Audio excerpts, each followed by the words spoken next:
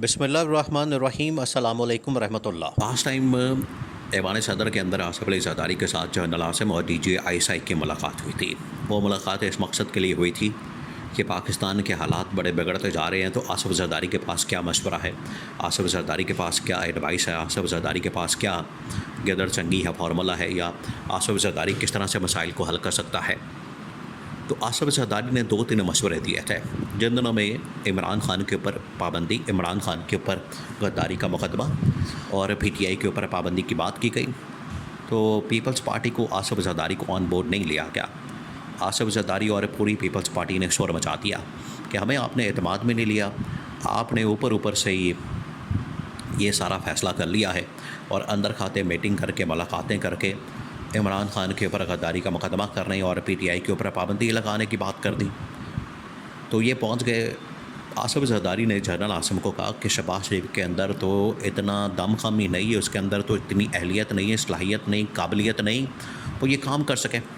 वो तो आवाम को ₹1 का रिलीफ नहीं दे सकता, तो इमरान खान के ऊपर गद्दारी का मुकदमा और इमरान खान के ऊपर गद्दारी का मुकदमा, पीटीआई के ऊपर पाबंदी किस तरह से लगा सकता है, ये नहीं कर सकता। तो अब आसिफ ज़रदारी ने अपना नया मोहरा मैदान में उतारा है। अब आसिफ ज़रदारी ने 2-3 लोगों को मैदान में छोड़ा, अपने मोहरे मैदान में उतारे। बिल्कुल उसी तरीके से शहबाज शरीफ ने और नवाज़ शरीफ ने अपने मोहरे मैदान में उतार दिए हैं। इलेक्शन एक्ट और उसके बाद 2 जजेस के थ्रू इख्तलाफी नोट निकलवाना सुप्रीम कोर्ट से, ये मखसूस नशस्तों के फ़ैसलों के ऊपर जस्टिस अमीनुद्दीन ख़ान और जस्टिस नईम अख्तर अफ़गान की जानिब से जो इख्तलाफी नोट सामने आया है, उसके मतलब बड़ी डिटेल के साथ ये सारी डिस्कशन की गई है। तो अब इस वक्त असल सियासत शुरू हो चुकी है। पीपल्स पार्टी नून लीग के दरमियान और इस्टेब्लिशमेंट इन सब से जान छुड़ाना चाहती है। इमरान खान के साथ मुज़ाकरात शुरू हो चुके हैं।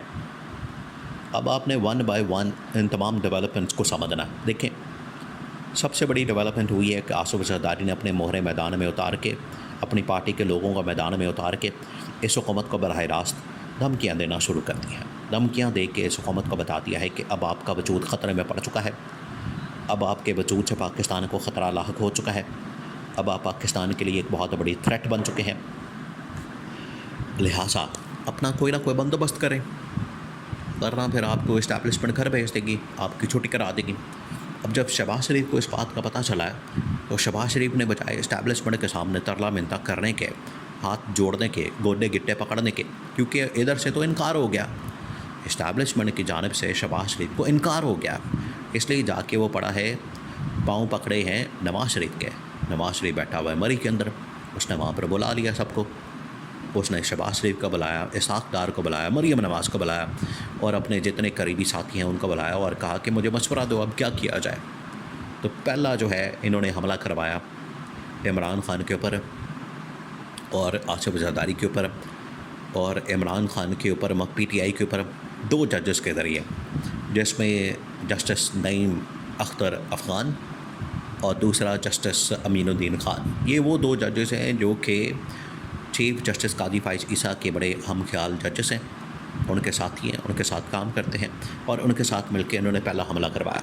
उधर से आसिफ ज़रदारी ने भी अपना हमला कर दिया। उसने नैयर बुखारी को मैदान में उतारा, खुर्शीद शाह को मैदान में उतारा, फैसल करीम कुर्दी गवर्नर KP के उसको मैदान में उतारा और कहा कि पै जाओ।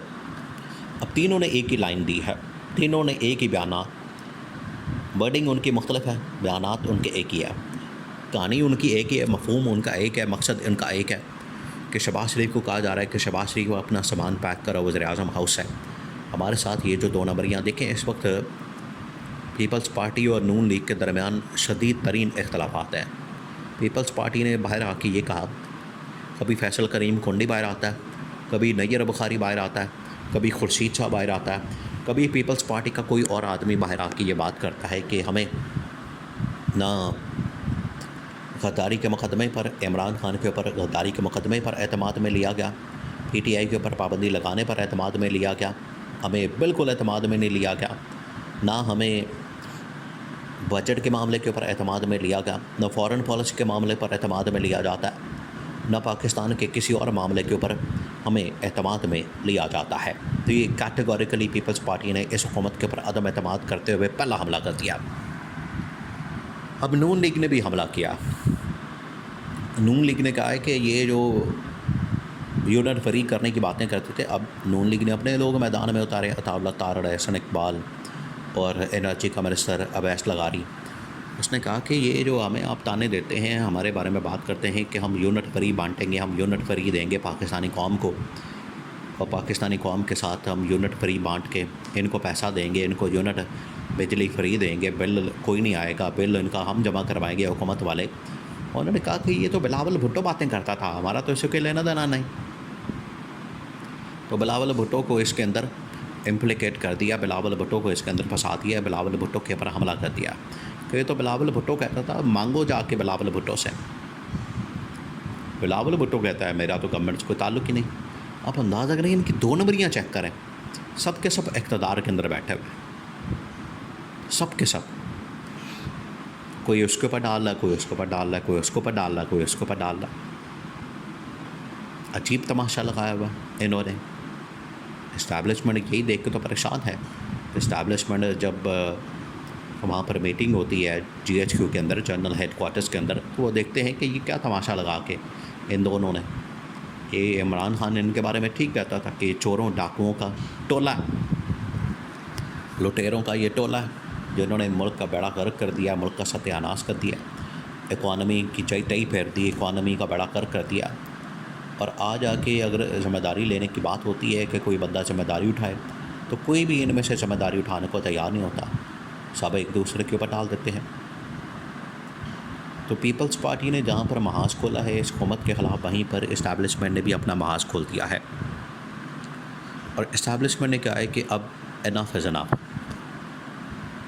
और टॉप के चैनल्स ने, ये नहीं गए कोई छोटे लेवल के ऑफिसर्स, टॉप के जर्नलों ने जब मीटिंग होती है GHQ के अंदर, वहाँ पर कह दिया कि मज़ीद इस हुकूमत के साथ चलना नामुमकिन है, वरना जो थोड़ा बहुत रही सही कसर है वो भी ये पूरी कर देंगे और मुल्क का बिल्कुल पट्टा बैठ जाना है, आलमी सैंक्शन लग जानी है, हम फटे पे आ जाएंगे। तो किसी तरह से हमें इसका अब हल निकालना है, सलूशन निकालना है।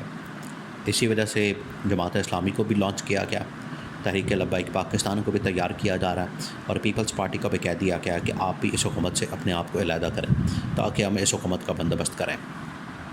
और इस हुकूमत के बंदोबस्त के लिए पूरी फील्डिंग सेट की जा रही है। इमरान खान के साथ राब्ते हो चुके हैं, इमरान खान की रिहाई का बंदोबस्त और इस हुकूमत को घर भेजने के लिए पूरा मैदान सजा के तो एक कारी ज़रब लगा के घर भेज दिया जाएगा।